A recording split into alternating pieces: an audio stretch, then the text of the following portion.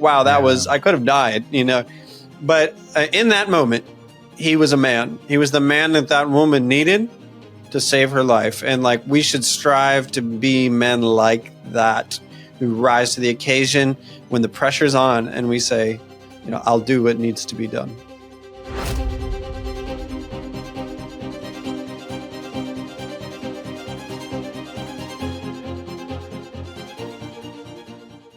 Hey, everyone. Thanks for joining us on another episode here at The Catholic Gentleman. We are blessed to come to you today and to talk about this conversation about heroes that are emerging within Hurricane Helene and here in America. So we look forward to dialoguing about that. Who are we? We are your hosts. I'm John Heinen. We've got Sam Guzman. Sam, how are you doing today? Doing very well. Thank you. Awesome. And we've got Devin Schadt. Devin, your day is going well? Yeah, I'm ready for this. Good. I'm excited to hear about these stories. Yeah, no, really exciting and blessed to talk about it. So with all devastating events in society here in America, like we have just experienced, we often find men and women that are stepping into the chaos, and they give us these great examples of heroic virtue and authentic love of neighbors. Today, we're going to talk about 5 such heroic examples that occurred recently during the devastation caused by Hurricane Helene. And we're going to focus our attentions on the power of humans uniting together, how they give us hope, and also to help us in our own walk and growth and virtue, so that if a situation like this arises in our lives, we can be men that step up and take action.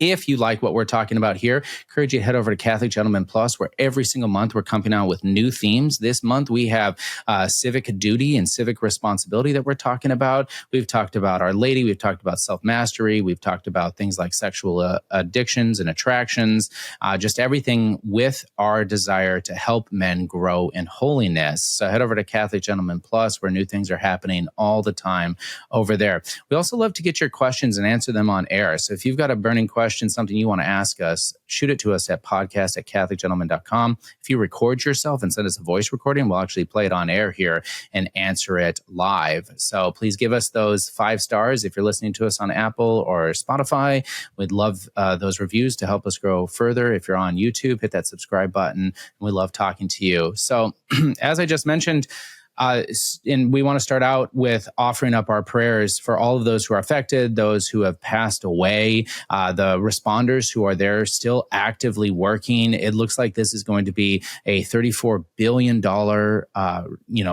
recovery efforts that are going to be going on. I also think it's really important to point out that there are many places that don't have energy and electricity still. They're looking at months out, and there in North Carolina, here we're just a few weeks out of the temperatures dropping into the freezing territory, and so we really need to be praying for those individuals that are still there, those responders, and those in need. Our hearts, our minds, and our prayers are going out to all of them, and we encourage all of our listeners here to pause and to offer up a prayer for them. So much is already emerging in these stories. So much is coming out. And I thought it would be really wonderful for us to just talk about the hope-filled examples of men that are showing these heroic feats that they experienced and that were caught on tape. I lived through Hurricane Harvey down in Houston, and I remember the same thing happening there, but it was usually like months and months, if not like a year later, where all of a sudden you would see this picture, you would see these videos. And so I thought we'd do our part to bring this to the front. I guess, Sam, Devin, anything that you guys have been experiencing or anything that you want to offer in way of those that are struggling in these difficult times? Well, yeah, we just can't imagine your pain. I think it's so easy for us who still have the comfort and luxury of heat and electricity and air conditioning, whatever it is, water, and we don't have, 6 feet of water in our home, to kind of rest on our laurels and just forget about the rest of the world. But no, we are praying for you. We will sacrifice for you. Our prayers are with you. Amen. Yeah, absolutely. And I think what we want to do on this episode is so important, because as human beings, we have a cognitive bias towards negativity. There's been a lot of research done on this in psychological literature and things like that, about how our brains prioritize the negative. Now, something like this, a disaster of this magnitude, entirely understandable. I mean, it is massive suffering, massive pain on a huge scale. And so it totally makes sense that we would just be in shock and horror at like the things that have gone on in this. But I think what we want to do with this episode is just counterbalance that absolute just astounding devastation with the fact that, like John said, there is a lot of heroism, and often what you see is pressure, pain, suffering call out from the depths of our souls a tremendous amount of heroism and a lot of good. And Fred Rogers, Mr. Rogers, of TV fame, once said, one of the things that his mother always taught him to do in the face of tragedies and disasters is look for the helpers. Look for those who are helping. Look for those who are coming to the rescue. And what you often see is through the forge and the fire of great tragedy, great goodness and beauty can shine out. And that's not to negate in any way the devastation. And it's not to take away from that at all. But it's also to kind of train our attention to see the good, because often we lose sight of it, right? We can be overwhelmed by evil and tragedy sometimes. But good is always there. And it's quiet and it's humble. It doesn't like to draw attention to itself, whereas evil loves to draw attention to itself. But if we can train our vision to see those sparks and embers, or sometimes all out bonfires of goodness and heroism and beauty and truth and goodness, like it can really give us hope in dark times. And I think that's an essential message, and that's really what we're trying to do on this episode. Yeah, I think it was John Paul II. I can't remember which document. It was one on suffering. He said that suffering God uses to bring about solidarity in his people through empathy and compassion. And so we tend to think of suffering as there is no good in it. And really, it is an evil. And yet God can bring about the greatest good, which is solidarity of the human race, a union or a unity of humanity through empathy and compassion. And we're seeing this in this tragedy right before us. Yeah, thank you both, man. I really appreciate that. And Sam, something you just mentioned, they can stand side by side, our experiencing of this suffering and this tragedy, and our prayers going out to them, but at the same time, hope and bringing to light these heroic men and these feats that they actually engaged in to inspire us all to a better way of living and a better response for those in need. So for this first one here, I want to take a look at Eddie. This is definitely one of my favorite ones that we're going to be going through today. I'm going to share my screen here, and we're going to watch this together. Those on YouTube, you can see it. Those on podcast, hopefully you enjoy listening. Oh, there it goes! As onlookers watched raging flood waters sweep away a home, panic ensued for the woman still inside of it. When it was happening, I was trying to make a calculated risk. How do we save her? Eddie Hunnell lives in Holly Springs, but spent the past weekend in Grassy Creek, Ashe County for his son's wedding. Are you there? Aftermath from Helene turned planned festivities into fright and fear. But that didn't stop Hunnell from jumping into action. Literally. Oh my God. I grew up swimming on a swim team. I was a lifeguard.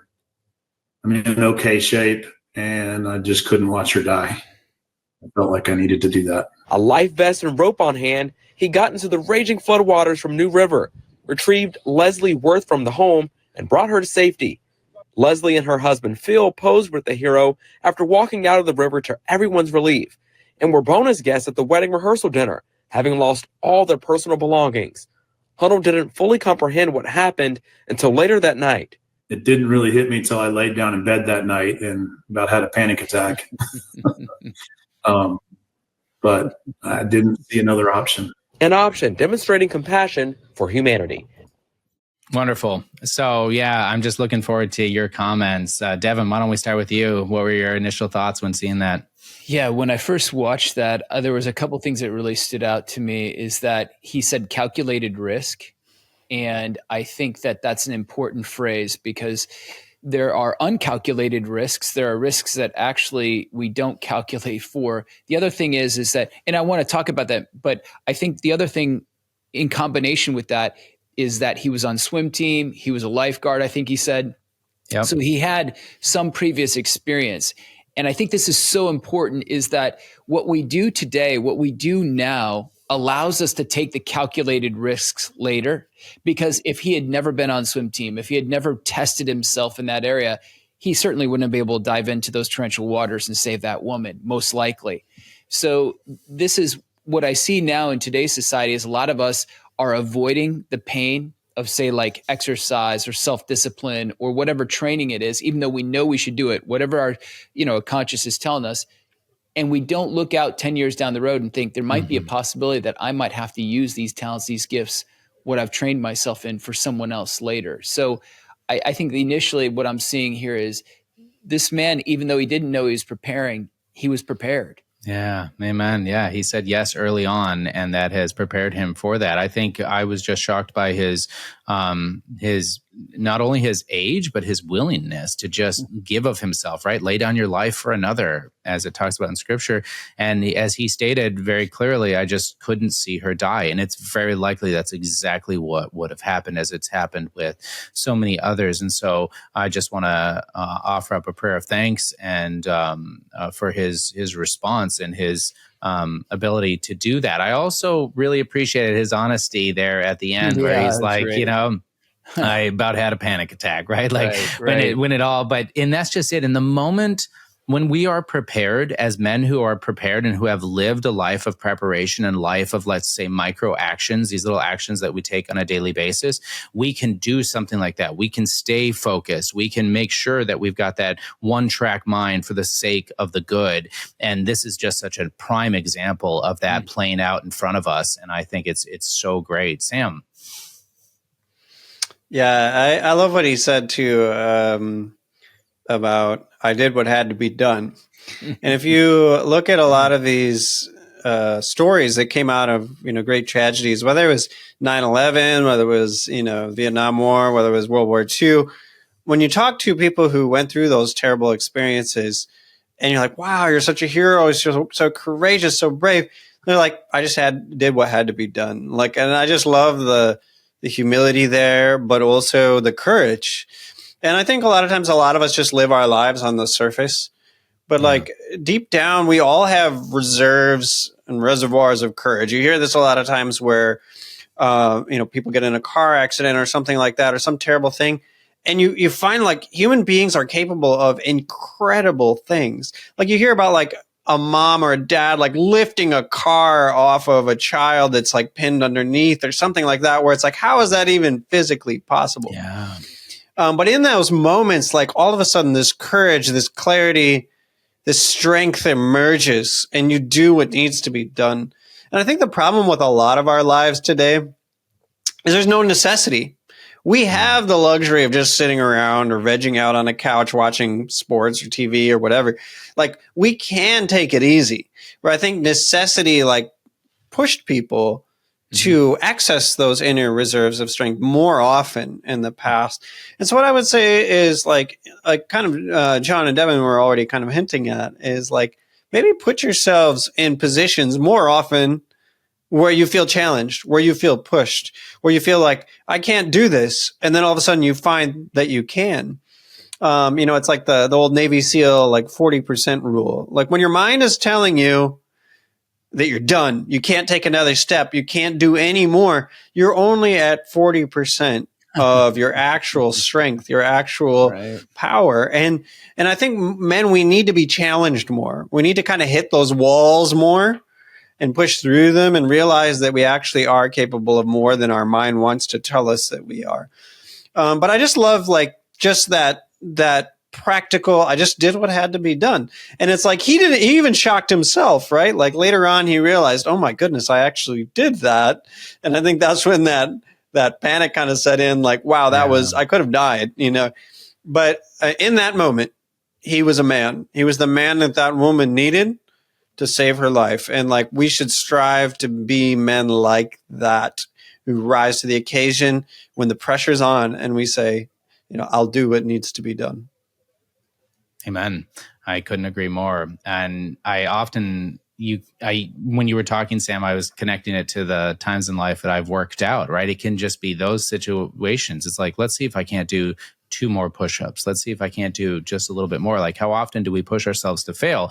I remember when I was in college, I had a close friend of mine who is a personal trainer. And when I would go work out with him, I always did more because he was just there as a fraternal brother, just exciting and pushing. And like you just stated, tapping into that 60%. And it was pretty amazing, what you're capable of doing when you set your mind to it, or if you got somebody who's helping you set your mind to it as well.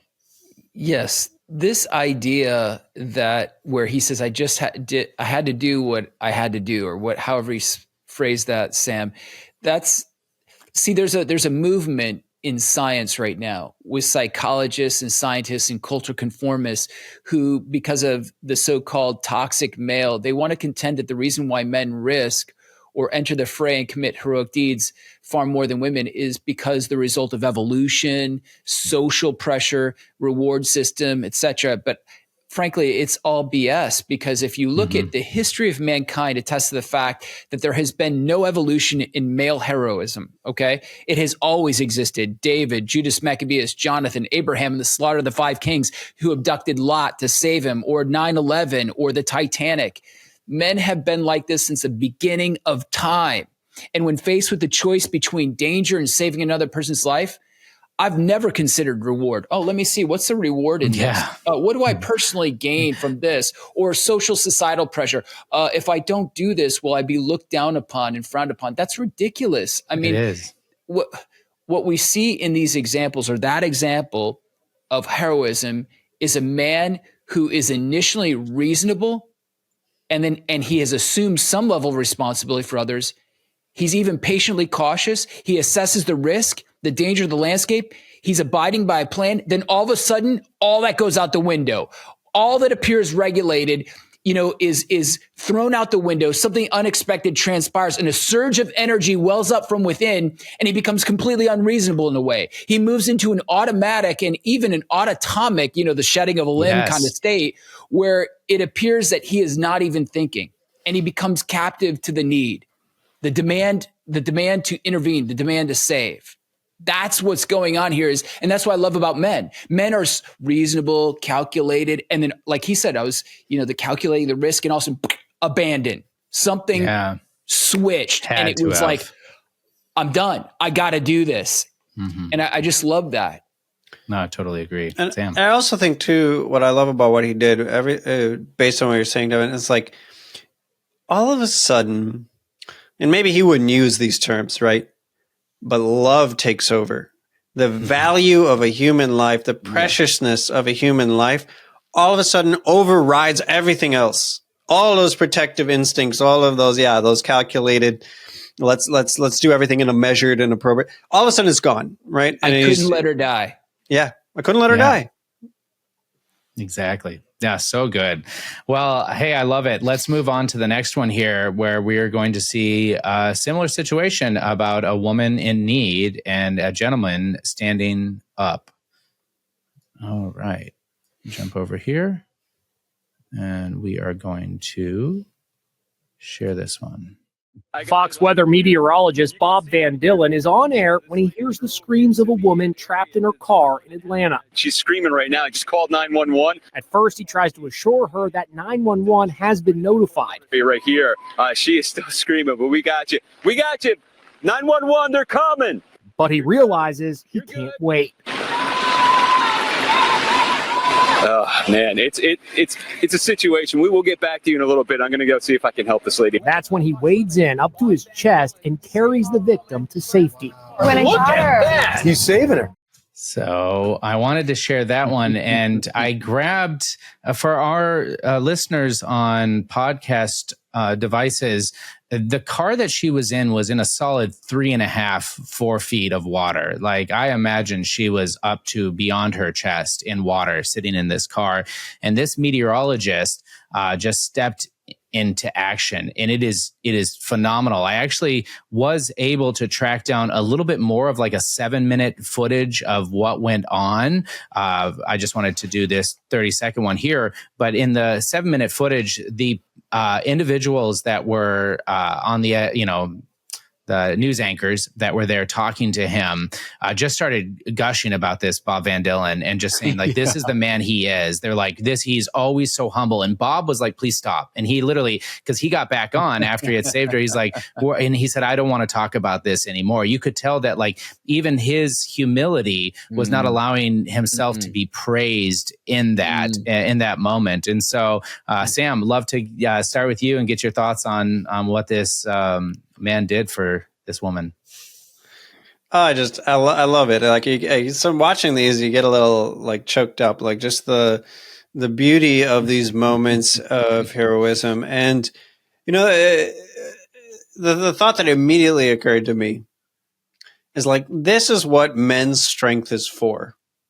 There's all these these attempts to erase the differences between the sexes. And, I was even recently observing a comment thread, and it was talking about how even very successful women who have very high paying jobs and things like that still want a man to protect them. And everyone was saying in the comments, like some people were angry about this and were saying that, protect you from what? Protect you from what? Like, you've got wealth, you've got resources, like, you don't need a man. And I was just thinking to myself, like, yeah, but wait until you're in a situation like that. And then all of a sudden, male strength makes a lot more sense. It's not a toxic trait to be shunned or shut down. It's something to be relied upon. And just in those moments, all the political rhetoric, all of the talking points go out the window. And you realize this is what male strength is for. This is what God created it for, to protect and to preserve life, and to defend and to serve. And like, wow. And when you see that in action, it makes so much more sense. And again, so many of the conditions of the modern world have kind of eradicated the necessity for that. We're not hunter gatherers anymore, hunting buffalo or whatever. And so it doesn't really make sense to us in this kind of insulated modern world. But when all of that's stripped away, we get back to the roots of the dynamic between the sexes, and men are there to serve and protect. And we saw a beautiful example of that right there. Amen. Yeah. All of the political rhetoric that pushes the disintegration of the differences between the sexes. So we are equal. There's no difference, sameism, whatever you want to call it. It's actually not harmonizing us. It's dividing us. Mm-hmm. And it's actually things like this that prove when we have sexual difference and we uphold that it actually unites us. So he uses his gifts as a man to rescue this woman in her state. And there is a unity, a friendship that's developed, and this, when we look at all the rhetoric, like as you're saying, about what's uniting us is to have these sexual lines dissolve. And so we no longer have male and female, etc. That's actually causing the division. Yeah. But if we can allow men to be men and stop expecting women to be men, then we will be united. It's so true. And so there was this moment there where we got to witness that, where Bob is telling her he's already called 911. Like, basically the help is on the way, right? I've already substituted, or I've delegated my help, and then she's still screaming, and he just looks at the news camera and he says, we've got a situation, and he takes off his earpiece and he puts down his mic and he's like, it's action time. And again, just to talk a little bit more about this man, I know that he's a father, a husband and father, but he was willing in that moment to sacrifice for the sake of this woman who, 911, who knows, especially with how overwhelmed 911 likely was at that time. It was probably an hour if they were able to get there, and he just realized that it was his action in this moment that was going to save this woman. So. Yeah, and I this is what a true gentleman looks like, by the way. He's not doing it like Devin said earlier. He's not doing it for social approval. He could die. Like, he literally could have been swept away by those waters, right? Like, there was nothing in it for him. There's a lot to lose and very little to gain. But in that moment, like, again, just that courage, that gentlemanly strength stepped in, and he said, I'm going in. But how many narcissistic men are out there that would have just watched her float away, right? There actually are, tragically, many men that are cowardly and weak, and they wouldn't have done anything, but we need to be training ourselves. We may never be in a situation like this. We may never be, but then again, we might be. And we need to be training ourselves to be men who know how to sacrifice, who know how to serve for the good of others, who know how to give of ourselves. And I love that he is a husband and father. And I would not be surprised if it wasn't the demands of family life that trained him in love and sacrifice and self-giving, because kids do that to you. You have to get outside of yourself. You have to. Whereas if you're single and you have no kids, you can just be self-indulgent and you can just live for yourself.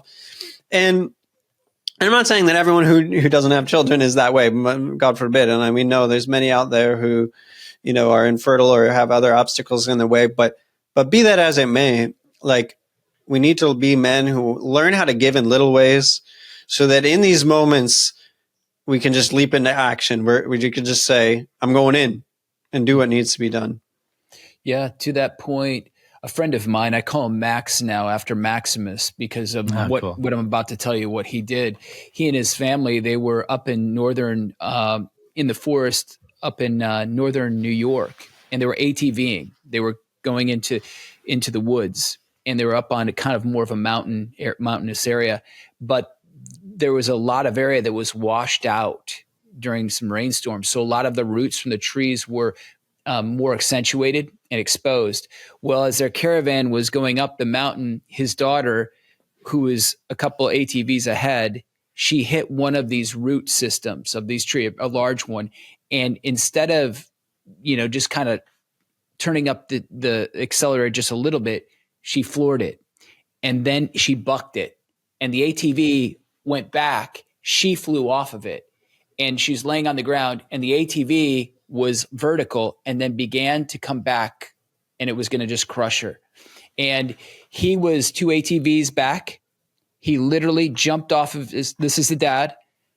He jumps off the ATV and he runs headlong towards this ATV that's falling back, and he gives it like this body block, like a football player. And I think he basically crushed his ribs, dislocated his shoulder, but he knocked it away just enough that she survived. Wow. It missed her. And when I heard about this, he's one of our FOSJ guys. I called him Maximus after that. So like that is his name now, is Maximus. But what trained him for that? I mean, this guy, he had to learn, to love his children, to sacrifice for it. And this man really did. He sacrificed careers. He sacrificed job opportunities. He sacrificed so much for those children, for his wife, and he loved them. His fidelity is incredible, especially understanding where he comes from as a child. And that all built him up for that moment. I truly believe it. Looking at his life, he was able to save his daughter. And now she's getting married. Amazing. Yeah. Oh, so good. Oh, thanks for sharing. Yeah. Well, wonderful. Well, hey, let's move on to the next example that we're able to witness here. And I'm going to share my screen again. And we're going to take a look at this one. A terrifying scene inside a house in the path of Helene. All right, we got to think about getting out of here. These neighbors took refuge here as Helene flooded the neighborhood and find themselves trapped in freezing water 5 feet deep. James, you all right, bud? Furniture is floating around them, and it seems there's no safe way out. Some are holding their pets to keep them from drowning. They're sheltering in the home of James White in Hendersonville, North Carolina. We started rescuing our neighbors, which were most of them were between 70 and 90. And at that point, we had about 15 people in my home. There was also other neighbors across the street yelling for help. I said, we've got to devise a plan to get out of here because as the water is rising, we got to do something. After 2 hours, James and two companions led his neighbors to safety using ropes and life jackets. Nobody passed away in this neighborhood, and it was the biggest thing and the most heartfelt thing of all of it. We lost everything, but that's trivial. You can't replace a life. Showing amazing resilience, James and other homeowners in the neighborhood are already back at work today, cleaning out what remains of their homes. Are you looking for a pathway to be a man who's growing in holiness while living in the world today? Do questions come up that you wish you had other good men to help you find answers? Well, inside of Catholic Gentleman Plus, you get all of this and a lot more. And this month only, we have an incredible offer. We already have 17 sessions for men, ranging from themes such as sexual addiction and lust, spiritual warfare, self-mastery, finances, entertainment, a rule of life, prayer, and so much more. And all of them are focused on our lives as men, with experts joining us such as Father Donald Calloway, Father Ambrose Christ, Jason Craig, Gabriel Castillo, Devin Schadt, and a dozen more. You get to hear insights from some of the best minds speaking to men in the church today. We also have over 15 books for men available inside. So, since this is the month of the Rosary, we are giving away a free $120 Catholic Gentleman St. Joseph Rosary for all annual subscriptions. Thanks to an incredible arrangement with a Catholic woodworker who made this exclusive rosary just for us, you can get this $120 rosary for free with all the other incredible material and benefits within a Catholic Gentleman Plus. So, click on that link or head over to CatholicGentlemanPlus.com and join over 1,000 men in changing your life for the better. We hope to see you in there. God bless. So I'm really glad that they zoomed in and allowed James to talk, who's the man who orchestrated this whole thing. But everything we've been talking about, from being calculating to the fact that they were in their 70s and 90s, right? He knew he was with a bunch of senior citizens. I mean, truly, I say unto you, as you do on the least of these, you've done unto me, right? It was such a shining example of Christ, but at the same time of masculine strength, where he calculated it, ropes and life jackets. We were getting them out. Not a single person died, 15 people there. Really, what a powerful story. And again, that final comment where he just says, we lost everything, but that is trivial because you can't, rebuild. You can't, you need to save lives. And so it was such a beautiful comment and statement. Devin. Yeah. Chris Williamson said, give a man a purpose and the ability to achieve it, and he will crawl over broken glass with a smile. And there it is. And this man, he's suddenly given a purpose. I mean, it's just like thrown in his face. His purpose saved, what did he say? 70 to 90-year-olds. I mean, can you imagine? Those people were utterly helpless. Yes, exactly. And so now he has a purpose, and then what does he do? Boom, he's developing a plan. He has the ability to achieve it, and he's going to work. And you can just hear it in his voice. You can see it in his stature. As they're interviewing him, he's like, "We did it. We did it." So this is what's so missing in us, like right now as men, is that we are looking out for these big purposes. And we think they're big, like being famous on YouTube, achievement, getting that, whatever it is, that prestige or wealth. And really, the achievement is in the relationship. The purpose is in relationships, in saving people. And we've lost touch. And this is really important. All of this is an analogy for the spiritual life and the spiritual war. We're called to save souls. And that's more real and more important and more consequential than even this. And this is consequential. And so this is an analogy. The saving of human lives now is an analogy for saving souls for eternity.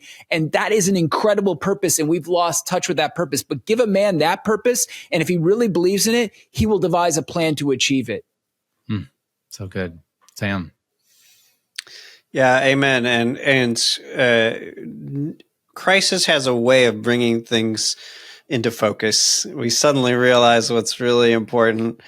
And it's not your house looking like HGTV.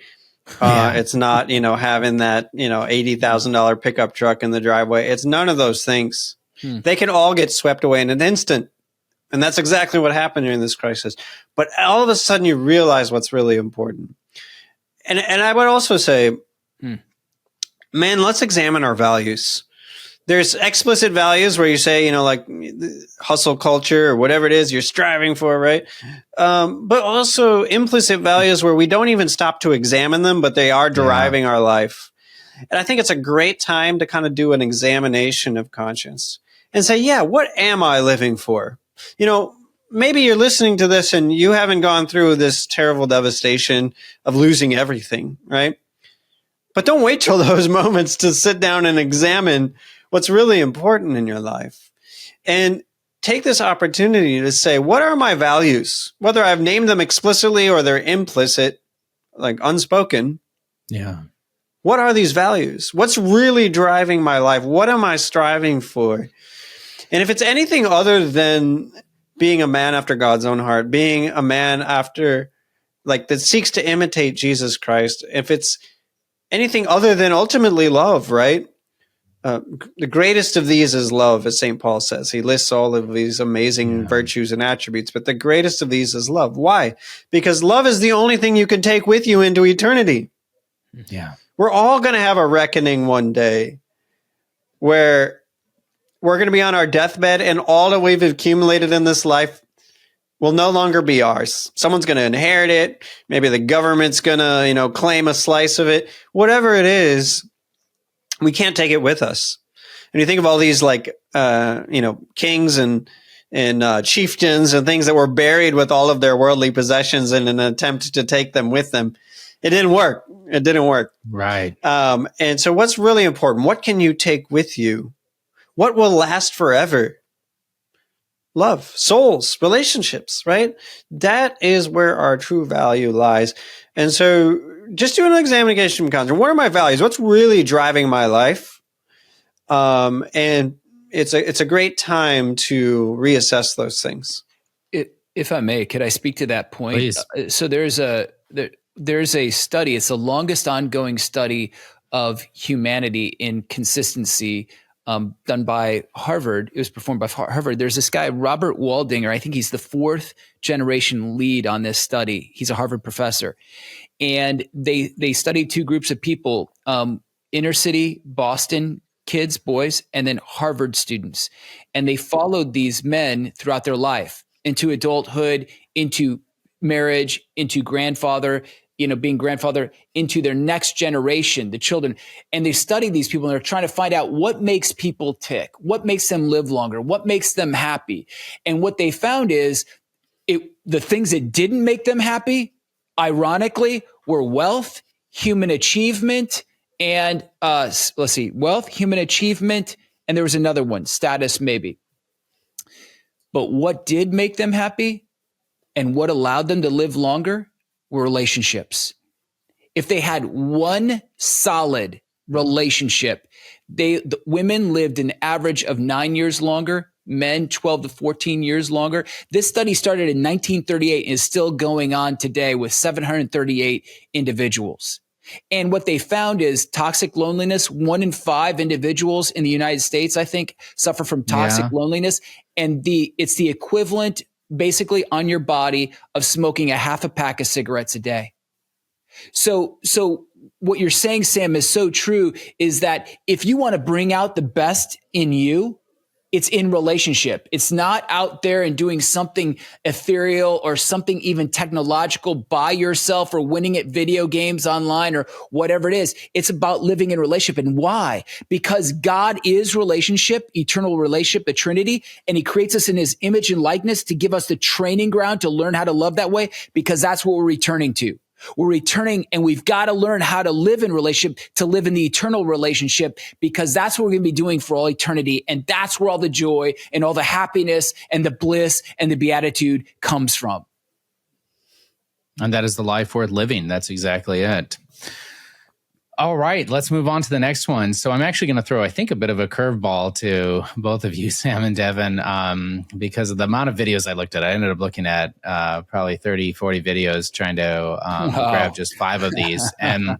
And so the one here that I want to show, they actually call him a good Samaritan. And this is an interesting one. This is a man who was a surfer who just decided, hey, I've got some surfboards. Let me go help some people. And so I'm going to share my screen again, and we can take a look at this one. So after the storm, families swimming across the surge to get to higher ground and such. But tonight, we're introducing you to a surfer on Indian Rocks Beach who put his life at risk to save his neighbors as that water from the Gulf was surging in. Fall Spring and Fox 13's Jordan Bowen, our newsroom tonight, who met him tonight with this story. Jordan, sounds like this guy's pretty incredible. What more did he tell you? Yeah, Mark, his neighbors say he is the brave lady. Well, I had to be. Ann McIntosh says she didn't know how she would escape when her home took on several feet of water. The door wouldn't open. The beds were floating. The couch was floating.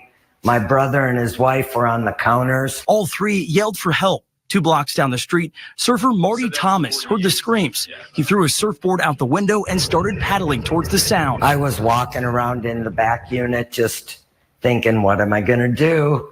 And all of a sudden I hear a voice and he's saying, we'll get you, we'll get you. And it was Marty. Marty and his friend were able to pry the door open and get Ann, her brother, and his wife to safety. And they weren't the only ones. You're the angel of the city, so. For hours, Marty used his surfboard to rescue about a dozen people and their pets. She had the St. Bernard, which is a heavy dog, so she couldn't lift the dog. So I just picked the dog up and threw it out the window. He jumped right on the paddleboard and was good. Marty's friend on a second-floor balcony guided him using a flashlight, paddling toward any sound of people yelling for help. He saved us. He got the door open. He paddled us across to safety. And just as an angel walking. And it's tough. She didn't even need my help. It was about this deep out here on her. She was carrying her stuff above her head. And a 27-year resident of Indian Rocks Beach says before Hurricane Helene, it never flooded. Yeah. So just so much in there. And I think really for me, when I was watching that one, it just speaks to what's in the heart of men, right? It doesn't, men from all walks of life. This gentleman here is obviously a very different type of man, living a different lifestyle, right? With his surfboards and all of those sort of things. But in the middle of the night, right? That's the other thing. It was pitch black and he just went out and was like, I'm going to help people. And they said that he helped a dozen individuals, that a friend of his was on a roof, like doing flashlights so that he could see where to go with his surfboard. I mean, just quite the feat to really help those in need and to do everything he could, to not just lay back and protect himself, but rather give his life to protect others. So, Sam.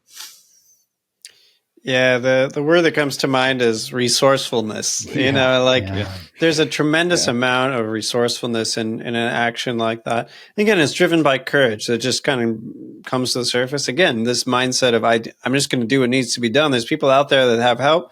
I have the capacity to help. I'm going to do what needs to be done, right? But your resourcefulness might look different.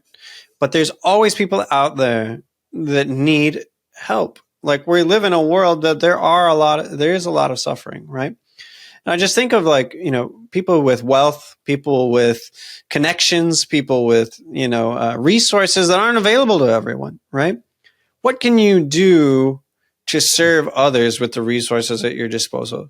What can you do to be that good Samaritan, right? And this guy, he had spent years developing these skills with no thought whatsoever that he was going to use those to save people someday, right? That's right. But in that moment, who he was, it wasn't so much what he did, because we all have different hobbies. It's not like we all need to train to be a surfer just in case, right? But what is God calling you to do with your skills, your resources, in order to give back, to serve, to love your neighbor as yourself? And I just love it. I think this guy is incredible. And again, once again, you see that there's just this downplaying of it. Like, he's kind of humble about it. But I also love where he's just like, I just picked up the dog and threw it out the window. Just the strength in that moment to lift this big, heavy dog in floodwaters and just save it like that. Like, again, just a huge amount of masculine strength. And what is it? And I can't remember the statistic, but like men are statistically like 30% bigger bone structure, muscle mass on average than women. And again, this can be used to abuse and belittle. It can. And there's plenty of men out there who use their strength to abuse others and subjugate them, right? But we have a choice. What kind of man are we going to be? Are we going to be the kind of men that use our strength, our resources, whatever they might look like, in order to serve the good? Or are we going to use it for our own selfish ends? Yeah, and I liked your comment on the resourcefulness, but your resourcefulness versus others. Just an example, Greg Biffle, he is a former NASCAR racer. He is now a helicopter owner and can fly helicopters, and he stepped in to the madness here, and he brought his helicopter with tons of resources to help people. He's still actually actively doing that. Again, though, like you were saying, he was a NASCAR racer. His plan wasn't being prepared as a surfer. It wasn't being prepared as, a lumberjack or something like that. They could just go in. He's a NASCAR racer, and he's like, hey, I've got a helicopter. I live nearby. I'm going to go do what I can to help them. And so all of these different things, though, take a certain degree of discipline and previous conditioning to step into that. And I agree, just the strength that was shown is really impressive. Devin. Yeah, I just think that there's this moment where purpose is awakened. And I think that's very important. Adam Lane Smith, who is an attachment psychologist, Sam, maybe you're aware of him. But he tells a story about during World War II, where there was these psychiatric wards in London where men were basically unresponsive and comatose, and then they were blitzed by the Germans, and buildings are being exploded. There's just glass everywhere, and there's no one to drive the fire trucks. There's no one to drive the ambulances. And what happens? These men who are previously unresponsive and comatose arise and are awakened, and they drive the ambulances, they drive the fire trucks, and they participate in saving lives. And why is this? Because purpose is awakened. And I think that this is kind of what we're doing. Like in Canada, I was talking to some Canadian men on a retreat, and they were talking about how in Canada, the government actually offers these little, almost like places where you can go in and get the finest cocaine, the finest drugs, but as long as you do them there, you're safe. So people are going to get the finest drugs from the government because the government's creating this safe habitat. Meanwhile, what they're doing is they're totally destroying the human being, and men are being emasculated, and this is what's happening in the culture overall. Is we're saying, hey, you guys, you know what? I know your life stinks, and so we're just going to give you welfare. We're going to give you this. We're going to give you that, and we're going to numb you to the reality that you actually have purpose instead of awakening to your purpose, so you can actually have life. We're just going to allow you to be unresponsive and comatose in that psych ward of your life. What we need to do instead is we need to give men purpose, real purpose. And I pray that there are men who will step up, who will have a vision on how to do this. And it's not just fatherhood.gov. That is never going to do it. Never. No, so good. And actually, what a perfect segue to this next and final one. I hope you've enjoyed these. They're definitely not exhaustive. Hope more of them come out there. But this next one is actually a group called Arieal Recovery. And they are a bunch of veterans and first responders that have hit tough times in life, and they're giving them purpose again. So they're joining these aerial responders to go and to help. That's this group of men. They do three things. They call them Heal the Heroes, right? That's one of the intents of this organization, is to heal these men who've kind of lost their purpose and are in need. They do disaster relief. Both hurricanes, they're out there and they're helping out. And they also do anti-human trafficking. So they'll go and they'll support different military and different cops and things like that in different locations here in America and beyond to save the lives of women and children in human trafficking. And so this next video is a really good one. It's a good one for us to end on, and showing what, when we band together as men, what we're capable of doing. Yeah, he's a good Samaritan trying to help out with Hurricane Helene. Tell us what you're doing here. Sure, absolutely. So I was going to be put in touch with John here with Jonathan Howard, Florida State Guard Special Missions Unit. Yep. And instead of actually meeting as third party, we actually ran across paths here at the airport at Rutherford and Charlie with Charlie, what's your last name? Charlie Keyball with Arieal Recovery. Yep. And so we got connected, and one of our first missions was through Save Our Allies. We got a phone call about a 1-year-old baby that ended up being an 11-year-old newborn, born premature. 11-day old baby, and was short on oxygen, was anemic, and it was a life or death situation. And Charlie, you want to kind of fill? Sure, yeah. So we called the phone number that was attached to the notice. It ended up being the grandmother of the baby. We got the good address, found an HLZ, and then John was able to reach out to his folks to get a pararescueman on scene pretty quick. I contacted my team, and one of my good friends, Paul, he's a paramedic, PJ, he was like literally 2 minutes away from that location. He went straight to that site. I was actually surprised how quick he called me. He goes, I'm here at the door.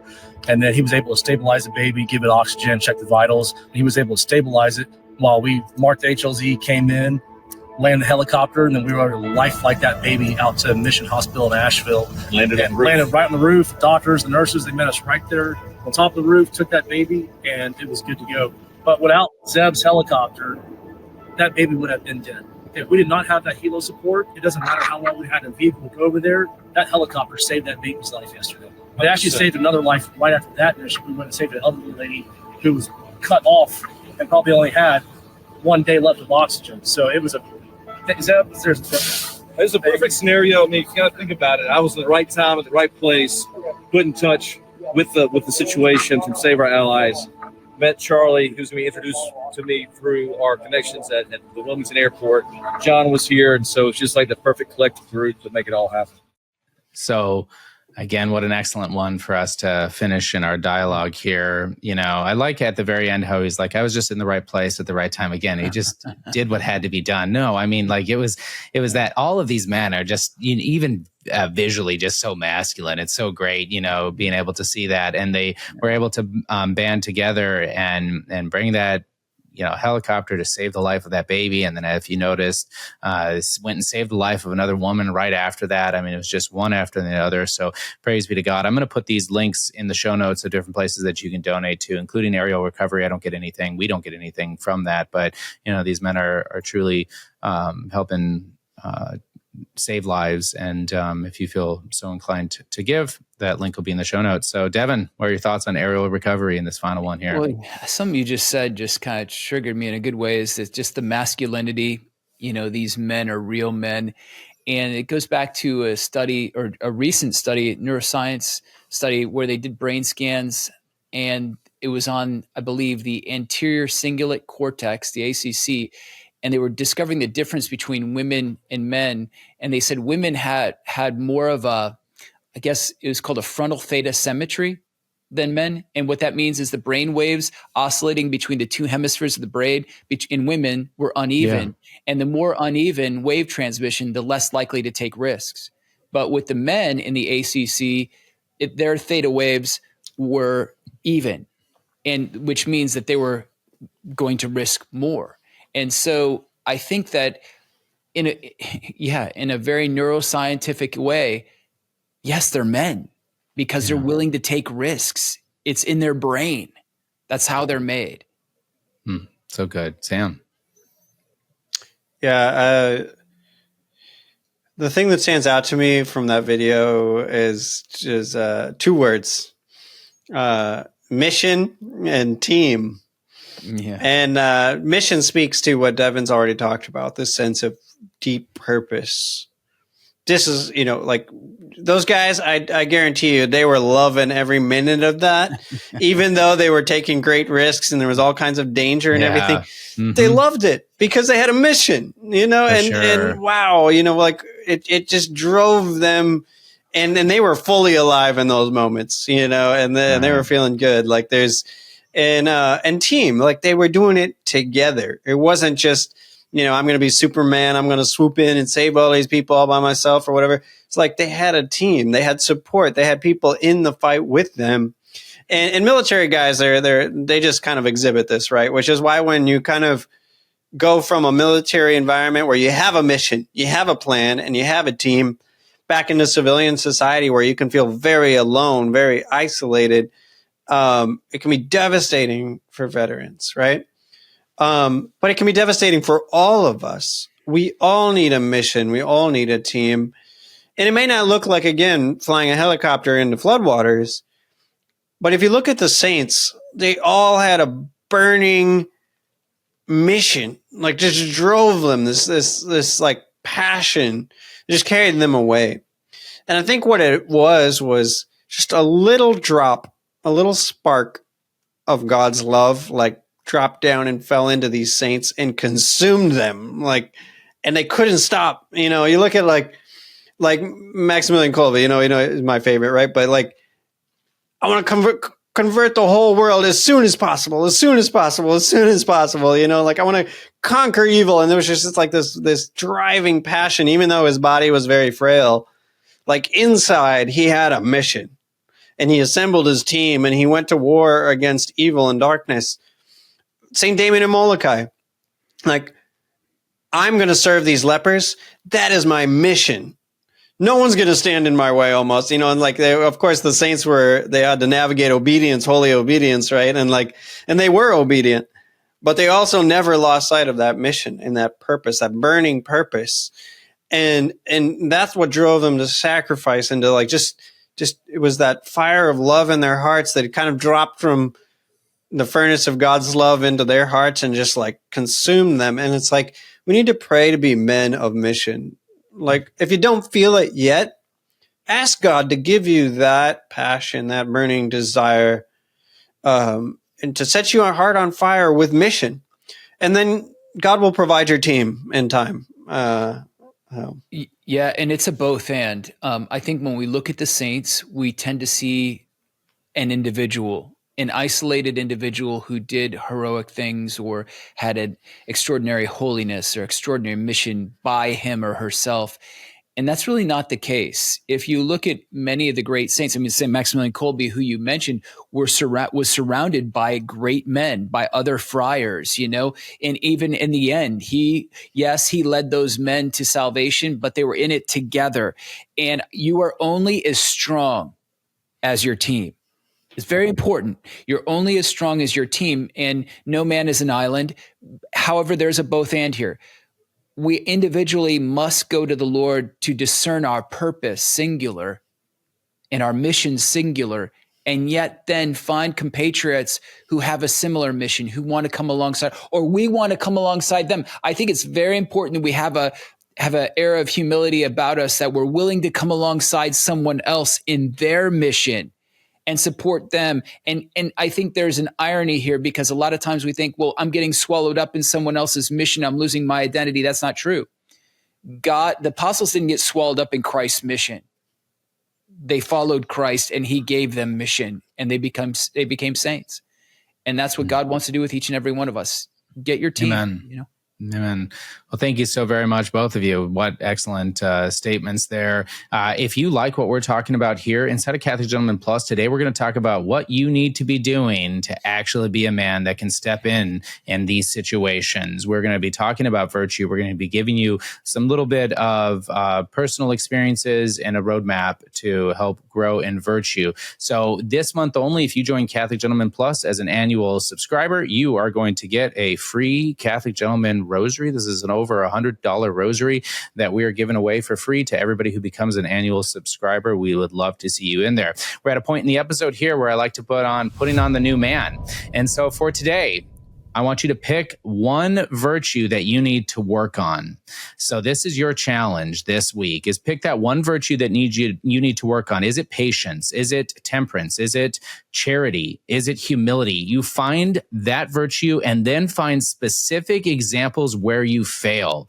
I want you to make a resolution that you're going to work on those specific situations in your day throughout the week. Remind yourself of those resolutions in the morning, take it to prayer, and then at night, check in on yourself and see, how did you do? We need to turn it to prayer, but we need to be actively working on these things to overcome our failings and to overcome our vices. Awareness of your failings without a plan to correct is just a dangerous form of idleness. And I want you to avoid that this week. So thank you for joining us on this episode. Yes, Devin. Repeat that again. That last part, that was so good. I said awareness of your failings without a plan to correct yourself. I think something like that is a dangerous form of idleness that we have to avoid. Man, that's so good. Yeah. Thanks be to God. Well, so men, thank you so very much for joining us. Listeners, thanks so much for being here. And as we end each of our episodes, be a man, be a saint.